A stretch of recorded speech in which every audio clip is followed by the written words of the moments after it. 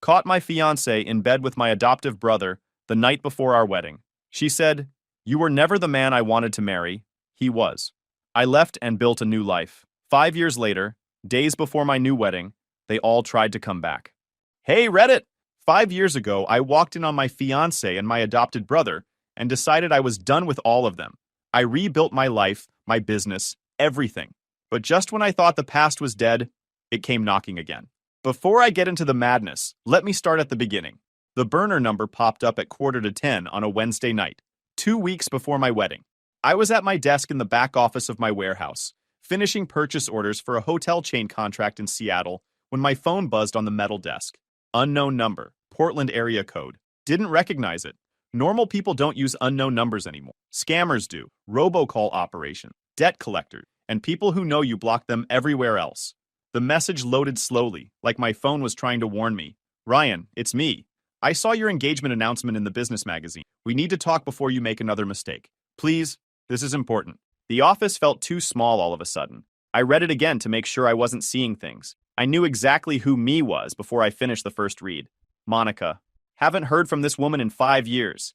Not one word. Not a call. Not an email. Not a message through mutual friends. Not even a LinkedIn connection request. Complete radio silence. And there's a damn good reason for that. I screenshotted the message automatically. Didn't even think about it. Just muscle memory from years of dealing with people who won't take no for an answer and people who claim they never said things. Evidence matters. Always. Then I walked out to the warehouse and found my soon-to-be wife Claire in the cupping lab. She was evaluating coffee samples, tasting spoon in hand. She looked up, saw my face, and set down her spoon. "What happened?" I handed her my phone. Claire read the message twice. Didn't react emotionally, just analytical. That's what I love about her. She's a civil litigation attorney. Everything's evidence and strategy with her.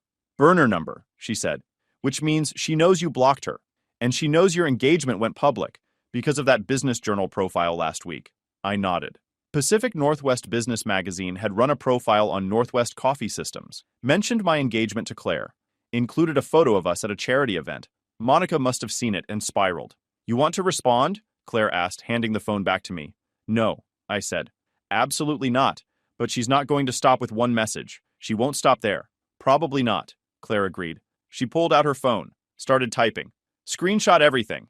If she escalates, we'll need documentation for a restraining order." "You owe her nothing," Claire said. "Not an explanation, not closure, not a conversation. You control this, not her. Understood?" I kissed her forehead. Understood. We went back to work. I wrapped up purchase orders and drove home, but I kept checking my phone. That message sat heavy in my chest. Sure enough, 2 hours later, another message. "I know you saw this. I know you read it. I deserve a chance to explain what really happened. 5 years is a long time. People change. I've changed. Please give me a chance to make this right before you make another commitment." I sent it to Claire. She replied, "She's building toward a bigger ask. Keep ignoring her. Let her show her full hand." That night, I barely slept. Not because I was conflicted. Monica and I were finished the moment I walked in on her with my adopted brother Tyler in our bed, the night before our wedding 5 years ago. I couldn't sleep because I was replaying that night on repeat, the one that forced me to start over from scratch. 5 years ago, Monica and I were supposed to get married on a Saturday in June. The venue was a restored barn outside Seattle. Deposit paid, $8,200. My charcoal suit hung in the hotel closet. Her dress was at her parents' house. Both families flying in. 140 guests total. We'd been together 4 years. High school sweethearts who made it through college, made it through getting real jobs, made it through all the usual relationship killers. I thought I knew her. I was staying at the Marriott downtown with 5 groomsmen the night before the wedding. Standard bachelor party, dinner at a steakhouse, drinks at a bar, poker back at the hotel. I was in bed by 11 because I wanted to be sharp for the ceremony. I was almost asleep when I remembered. The backup wedding band was still at our apartment. The jeweler had given us a spare. I'd left it in my nightstand drawer. No big deal. Just drive over, grab it, come back. I got dressed, left a note for my best man, and drove to our apartment. Let myself in with my key just before 1 in the morning. Lights were on. Living room and bedroom both. Figured Monica was up late with her bridesmaids doing last-minute prep. I walked through the living room. 2 wine glasses on the coffee table. Only 2. That was weird. Then I heard voices from the bedroom. Her voice. And a man's voice. But then I heard her laugh. Not her normal laugh. That breathy laugh I thought was just for me. I walked down the hallway. The bedroom door was cracked open. I pushed it wider. Monica was in our bed with Tyler, my adopted brother. Both of them naked. They weren't scrambling to cover up. When they saw me, they looked like they'd been expecting this. Tyler didn't even look embarrassed. He sat up slowly, arrogant as always. Monica pulled the sheet up and started crying, saying my name over and over. I just stood there processing. There were wine glasses on both nightstands. The bottle was on my dresser. They'd been drinking wine in my bed the night before my wedding. Something snapped. I crossed the room, grabbed Tyler by the arm, and yanked him out of the bed. He stumbled. I shoved him hard toward the wall. He hit the dresser. The corner caught his ribs, and he made this winded gasping sound. "Ryan, wait," he started. I hit him. One clean punch to the jaw. Straight shot. His head snapped sideways. He dropped, not unconscious, just down, holding his face. Monica screamed. Someone in the next apartment started pounding on the wall. I stepped back, breathing hard. Tyler was on the floor, blood starting to drip from his split lip. Monica was sobbing. "Ryan, please, let me explain." "Explain what?" My voice came out flat. "You've been sleeping with my brother, in our bed, the night before our wedding. What's there to explain?" "It's not like that." "It's exactly like that," I said. "How long?" She didn't answer. "How long, Monica?" 3 months, Tyler said from the... It's been 3 months. 3 months. While we were planning the wedding, while we were sending invitations, while her parents were making toasts about how perfect we were together. "Why?" I asked. "I never wanted to marry you," Monica said through sobs. "I wanted him. I've always wanted him." That sentence hit harder than any punch. The wedding was tomorrow. 140 people. Both our families. And she was telling me I was never supposed to be the groom. I turned to Tyler. He was standing now, still holding his jaw. "Get out," I said. "This is between you and Monica," he said. I said, "Get out." He looked at Monica. She didn't say anything. He grabbed his clothes and left. Monica was still crying. Someone was knocking on the apartment door now. Building security. I walked to my nightstand and grabbed the backup ring I'd come for. Then I opened the drawer on her side. Found the engagement ring I'd given her 2 years ago sitting in a ring dish. She'd taken it off for the night, before she slept with my brother. I picked it up. Platinum band with a 1-carat diamond. Cost me $7,400. "Ryan, that's mine," Monica said. "No," I said. "It's not. You don't get to keep it after what you did." I pocketed both rings and walked to the door. Opened it. Security guard standing there looking confused. "Everything okay here?" "No," I said. "But I'm leaving. They're all yours." I got in my car and drove. Didn't go back to the hotel.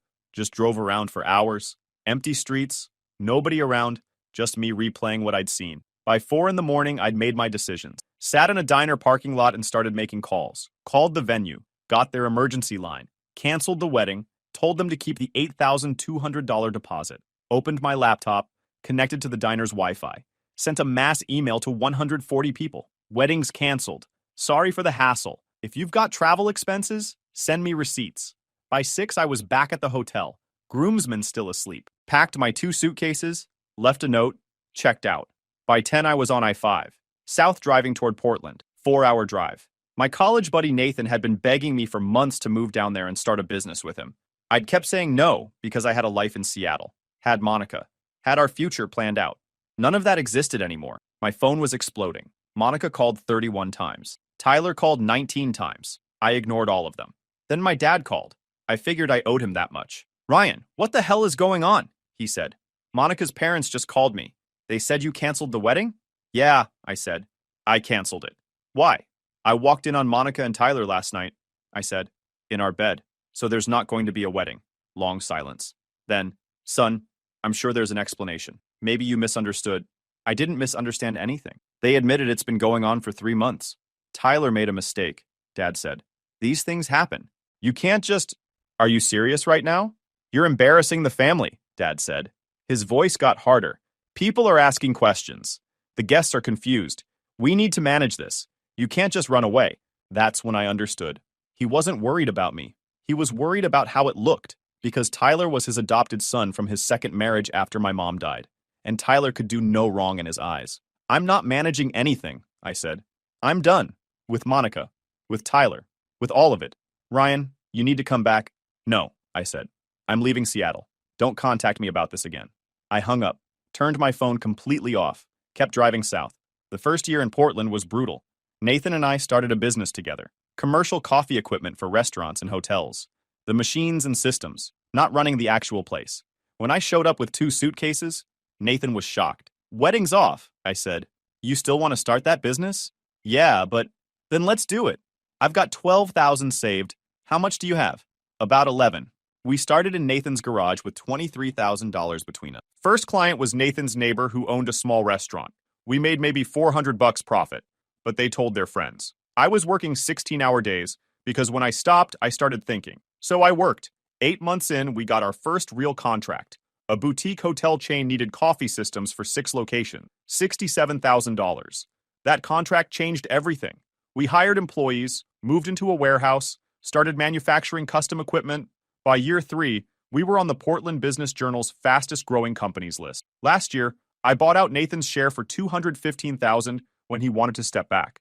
He stayed on as a consultant, expanded to 3 locations, 47 employees, $1.8 million in revenue. The business proved I could make it work, but I was lonely, dated occasionally, but never let anyone get close. Then I met Claire. It was 2 years ago. Not exactly a meet cute. One of my subcontractors screwed up an install at a high-end restaurant, used the wrong voltage on the espresso machine, fried the whole system. The restaurant sued everyone involved, including my company. Claire was representing the restaurant. She walked in and tore apart every defense my lawyer threw up. Took 3 hours. She stayed calm the whole time, which made it worse. By the end, I knew we were settling. Final number was $38,000. After we signed the paperwork, I asked her to dinner. She looked at me like I was insane and said no. 2 weeks later, I ran into her at a restaurant. Asked again. She said no again, but she smiled. Third time I asked was at a networking event. She laughed and said, "You don't give up, do you?" I'm persistent when something matters. Okay, she said, but only because you've been respectful about it. That first dinner lasted for 4 hours straight.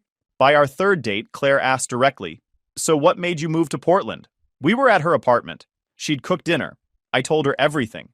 The night before the wedding, walking in on Monica and Tyler, the punch, my dad taking Tyler's side, building the business from nothing.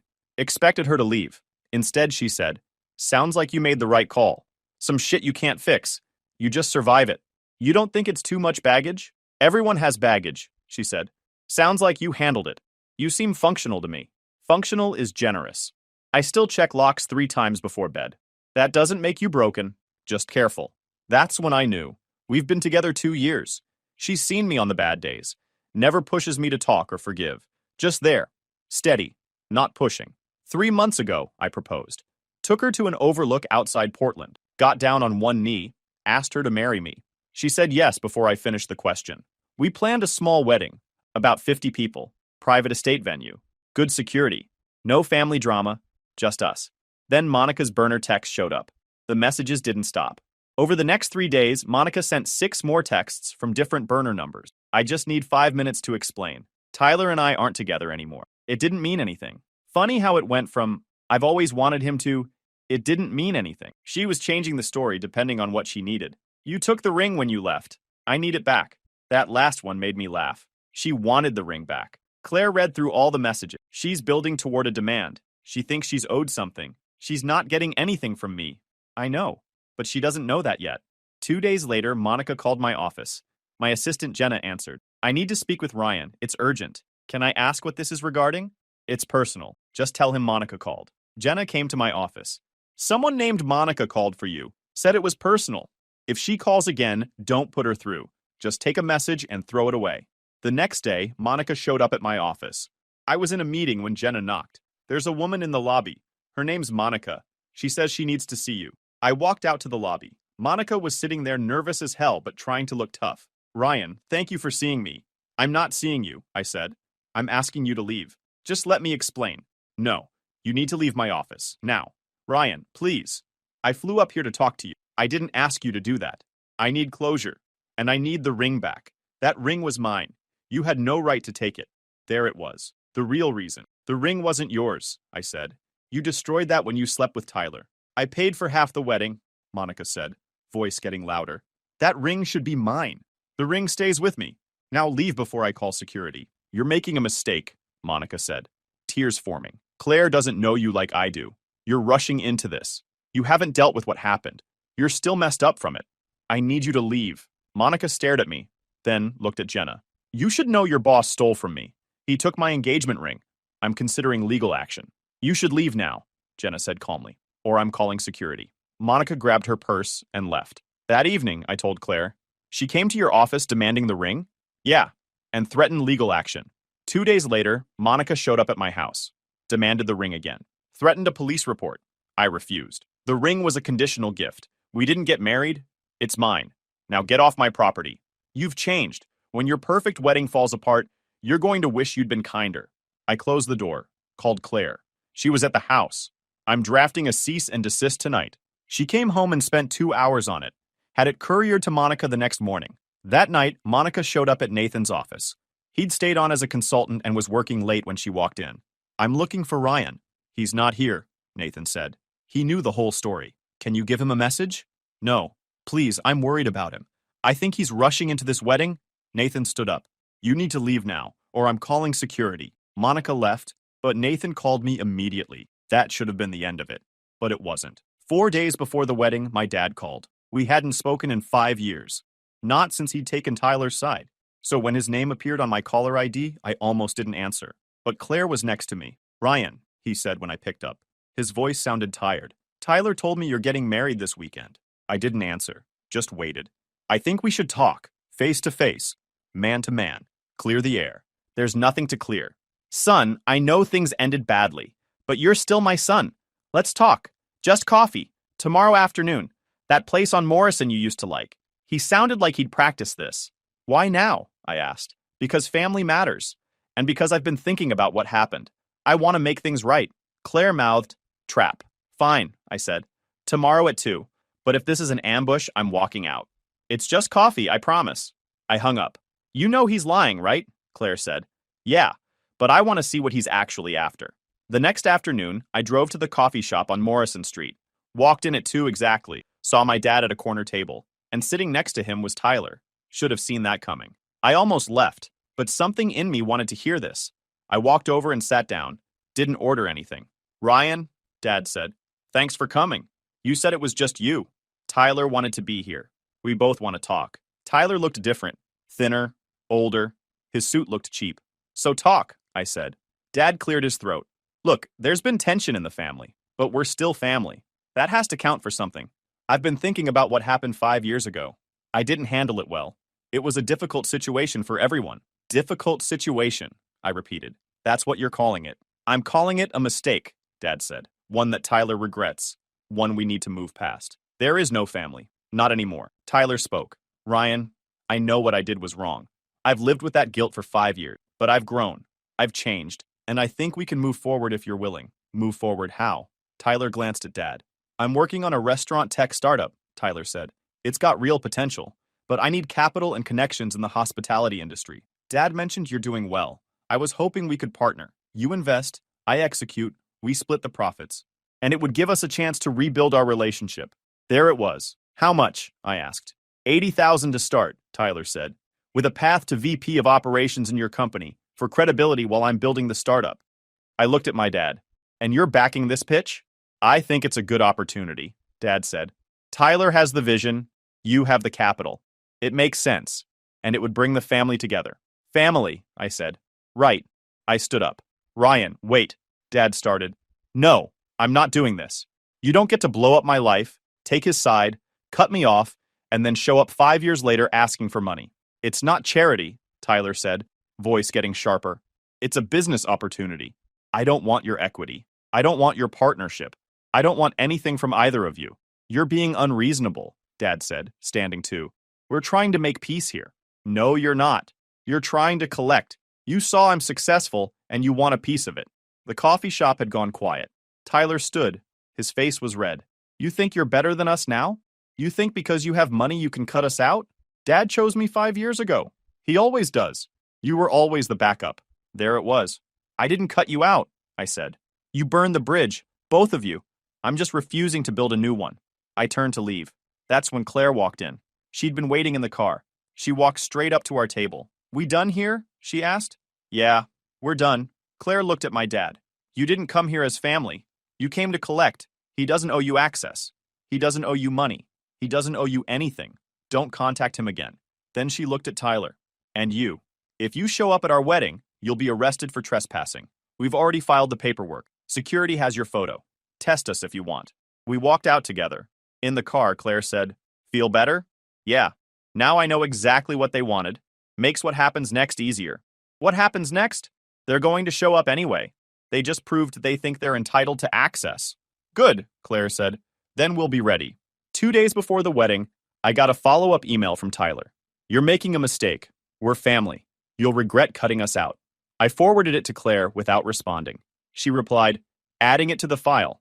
The wedding was at a private estate outside the city. Small venue, controlled access, strict guest list. The owner was a former client who'd become a friend.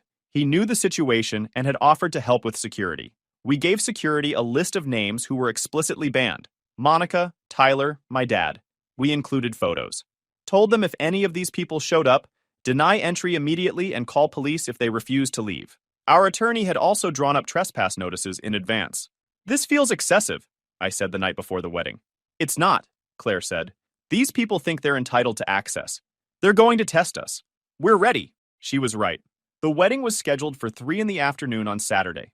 I was inside the estate with my groomsmen getting ready, adjusting ties, putting on boutonnieres, when my phone buzzed at 10 after 2.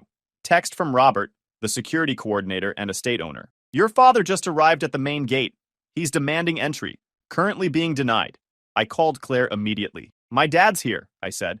"At the gate." "Stay inside," she said, voice firm. "Don't go out there. Don't engage. Let security handle it exactly as we planned." "No," I said. Silence. "What do you mean, no?" she asked. "I mean I'm not letting them turn my wedding into a theater show where I hide backstage," I said. "I'm coming down. I'm not touching anyone. I'm not arguing. I'm ending it." Claire exhaled once, controlled, annoyed, but not surprised. "Fine," she said. "Then you follow rules. You stay behind security. One statement. No back and forth. You do not let them bait you." "I won't," I said. "I'll bury them with a sentence and walk away." I hung up and looked at Eric. "We're going to the gate," I said. Eric grinned like he'd been waiting for permission. "Yeah, let's do it." Robert met us inside the front corridor, with 2 guards already moving into position. He took one look at my face. "You sure?" he asked. "I've never been more sure," I said. "Let's go." We walked down toward the entrance like we owned the ground under our feet. Because we did. Security spread out in front of us. Clean formation, calm posture. No chaos, no panic, just control. My dad was already at the gate in an expensive suit, performing entitlement like it was a job title. "This is ridiculous," he was saying. "I'm his father. Open the gate." "You're on the do not admit list, sir," Marcus said evenly. Then Tyler's car rolled in behind him, half blocking the lane like he thought traffic laws were optional when his ego showed up. Tyler got out yelling before his door even closed. "I'm the groom's brother. Open the gate." "You're also on the do not admit list," the second guard said. Tyler laughed, loud and stupid. "That's pathetic. Ryan owes me. I helped raise him. This is family business." That's when I stepped into view behind the security line. Not rushing, not dramatic, just present. Tyler saw me and smiled like he'd won something. My dad turned fast, switching faces instantly, trying to look like a proud father instead of a man trying to force entry. "Ryan," he said, warm voice, public-facing voice. "Son, come on. Don't do this. It's your wedding day." I looked at him like he was a stranger trying to use an old nickname. "You're not here as my father," I said. Calm, loud enough to carry. "You're here to be seen as my father?" Big difference. His smile tightened. "Ryan," he said again, like repetition makes it true. "Let's not do this in front of..." "In front of who?" I cut in. "The guards you're trying to bully? The cops you're about to meet? Or the family you only remember exists when there's an audience?" Tyler grabbed the gate bars. "Bro, stop acting." "Don't call me that," I said, still calm. "You lost the right to that word in my bedroom." Tyler's face twitched. My dad took another step toward the gate. "We can talk for 5 minutes. Just 5 minutes, that's all." "No," I said. "You're not getting 5 minutes. You're getting a boundary. This gate is your closure." Then Claire stepped up beside me. Wedding dress perfect. Expression sharper than a blade. Robert at her shoulder. She didn't speak yet. She didn't need to. She just stood there like a stamped document. My dad tried to pivot to her. "Claire," he said smoothly. "There seems to be a misunderstanding. I just want to see my son on his wedding day." Claire's eyes didn't. Mine did. "There's no misunderstanding," I said. "You were told not to come. You came anyway. That's not love. That's entitlement." Tyler scoffed. "You really going to let her run your life like this?" I stared at him for one beat. Then I said, "My life doesn't have room for a man who sleeps with brides and then asks for a paycheck." That landed. Tyler's jaw flexed. My dad's face went hard. "You think you're better than us now," Tyler snapped. "I don't think it," I said. I built proof. Tyler pointed at the gate like it was personal. Open it. We're family. You want family? I said. Try not betraying it. Start there. Then Monica's car pulled up. She parked on the grass because Tyler had blocked the drive. Of course he did. Monica got out in a cocktail dress and immediate tears, loud and theatrical. Ryan, she shouted toward the property. Ryan, please, I just need to talk to you. Claire finally turned her head. You were served a cease and desist letter 4 days ago, Claire said, crisp. You signed for it. You were warned. The police are already on their way. Monica ignored her and locked onto me like Claire wasn't even there. Ryan, she cried, I just need closure, and I need my ring back. You can't keep my ring. I didn't raise my voice. Monica, I said, and it cut through her sobbing like a knife. Your closure happened 5 years ago, in my bed, with my brother. The door is closed, the gate is locked. That's the ending. Her face twisted. That ring was mine? No, I said. It was a symbol. You pawned the meaning the night you climbed into my sheets with him. Tyler snarled. This is insane. No, I said, turning my eyes to him. What's insane is you standing there, after what you did, still thinking you're owed anything except consequences. Monica tried again, desperate now. I'm struggling. You need to stop showing up where you're not wanted, I said. You want money? Get it from the man you always wanted. That one hit her hard. Her mouth opened, then shut. Tyler's face went red hot. He grabbed the gate bars again like he could bend reality with his hands. Move, he said to the guards. And then he tried to climb. He actually tried to force his way over the gate. Marcus and the second guard yanked him down. Tyler shoved Marcus hard in the chest. Major mistake. Sirens rolled in not long after, close enough that Tyler's little stunt looked even dumber in real time. 2 Portland Police Patrol cars arrived within minutes. 4 officers total. Robert spoke with them first, then handed over the paperwork. Do not admit list with photos, written trespass notices, cease and desist, and the message threats. Then the officers approached. My dad took one look at uniforms and documentation and did what he always does. Protected his image. He didn't apologize. He didn't argue. He just got in his car and left quietly, like he'd never been there. Tyler wasn't smart enough for that. He argued. He postured. He tried the family line again. The officers warned him twice. On the 3rd escalation, they cuffed him. Tyler was cited for criminal trespass in the 2nd degree, disorderly conduct, and interfering with an officer. They walked him to the patrol car and loaded him into the back seat. Monica tried to plead. I just wanted to talk, she said, crying softer now. I'm not a criminal. The officers cited her for criminal trespass and told her to leave immediately or she'd be arrested too. She left, got in her car, and drove away. The whole incident from start to finish took 27 minutes. When it was done, I didn't feel shaken. I felt clean. I turned away from the gate before any of them could say one more word. Claire walked beside me, Eric and Robert behind us. Back in the groom's suite, Claire looked at my face like she was verifying something. You got what you needed? She asked. Yeah, I said. They heard me. That's the end. Claire nodded once. It's handled, she said. They're gone. Security is resetting the entrance. We're getting married in 23 minutes exactly as planned. I straightened my jacket, smirked once. Perfect, I said. Let's get married. The ceremony went off perfectly. We got married exactly on time at 3 o'clock. About 50 people there, all of them people who actually supported us and wanted to be there. No drama after the gate incident, no chaos, just us making a choice to build a life together. During our first dance, Claire whispered to me, no regrets about anything today? None, I said honestly. 3 days after the wedding, while Claire and I were packing for our honeymoon, our attorney filed restraining order petitions against both Monica and Tyler. Claire had everything organized. Police reports from the wedding crash, the office and home confrontations, the cease and desist violation, the threatening messages, and security footage. The judge granted temporary emergency orders immediately. Neither of them showed up to the scheduled hearing, so the orders became final 3-year stay away and no contact orders by default, 500 feet minimum distance, 0 communication allowed, and any violation means arrest. Tyler got served at work in front of his boss and co-workers and was fired the same afternoon. Monica was served at the retail store where she works, equally public and humiliating. My dad received permanent trespass paperwork from the estate, barring him from the property. Through my cousin, I heard the fallout. Tyler's fiancée dumped him within a week after seeing the real police reports and restraining order details. She packed up and disappeared while he was at work, blocked him everywhere, and left him to deal with the mess he created. He lost his job. Then he lost his apartment because he couldn't afford rent without his fiancée's income. Last I heard through my cousin, he moved 2 states away to Arizona to stay with a friend and start over. Monica moved back to her hometown 2 hours south, working retail at a department store, deleted all her social media accounts after the restraining order became public through court records. Her reputation in her hometown is apparently destroyed. People talk. My dad sent a card 2 weeks after the wedding. Standard congratulations card from a grocery store. Just said, "Congratulations on your marriage," with his signature. No apology. No acknowledgement of what had happened. I threw it in the trash without reading beyond the signature. My cousin Jennifer called me a month later with information I'd suspected, but never proven. "I need to tell you something," Jennifer said. "About your dad. About what happened 5 years ago." "Say it." A beat of silence. "Dad knew," she said, "before your wedding.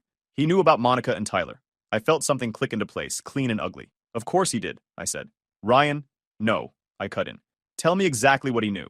Jennifer swallowed. "Tyler told him about a week before your wedding. He went to Dad for advice.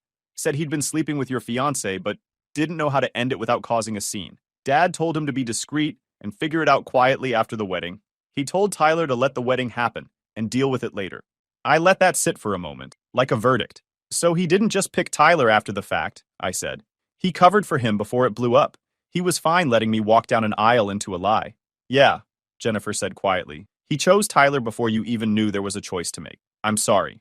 I thought you deserved to know." "Thanks," I said. "Now I know what he is." When we hung up, it wasn't grief I felt. It was clarity. My dad hadn't just taken Tyler's side after I caught them. He'd been an accomplice. He'd watched me plan a wedding, spend money, invite family, build a future, while knowing exactly what Tyler and Monica were doing behind my back. That wasn't a mistake. That was a decision. And it told me everything I needed to know about who he'd always been. Too little, too late for him to fix any of it now. Claire and I got back from our honeymoon in Costa Rica last week. Life's good. Business is growing faster than expected. We're in negotiations for a major contract with a national hotel chain. We're talking seriously about buying a bigger house in the West Hills, with room for kids eventually. Last week, I got a message from yet another burner number. Just 3 words. "I'm sorry, Ryan." After 5 years of silence, after the wedding crash, after restraining orders and criminal citations, Monica was still trying to reach through the boundary, like it didn't apply to her. I screenshotted it and sent it to Claire with one line. "She's at it again." Claire forwarded it to our attorney within minutes with a formal note. "Potential restraining order violation via proxy contact. Document for case file. Prepare violation motion if pattern continues. Recommend immediate response." Then she texted me. "Send me the number. I'm blocking it too. Do not respond. Do not engage. We handle this through legal channels." Our attorney sent Monica's attorney a formal warning letter that same day. Any further attempts at contact, burner phones, third parties, social media, email, anything, would be treated as willful violation of the restraining order and would trigger criminal contempt proceedings and potential jail time. I didn't respond. I didn't entertain it. I didn't give her a single pixel of access. I let the system do what it was built to do. The attorney also sent copies of the violation attempt to the court and the Portland police for documentation. If she tries it again, we file the violation, and she stops getting warnings and starts getting consequences. Claire and I have moved on. We're finalizing that national hotel chain contract next week, 300 locations. Biggest deal in company history. We're also closing on a house in the West Hills next month. 4 bedrooms, room for kids eventually. They tried to ruin my wedding. They failed. And if they try again, they won't get a conversation. They'll get handcuffs. That's it. Guys, we are so close to hit 100,000 subscribers on this channel. If you are not subscribed to the channel, please consider subscribing. It really helps hit that 100,000 mark. Thanks for making this dream come true.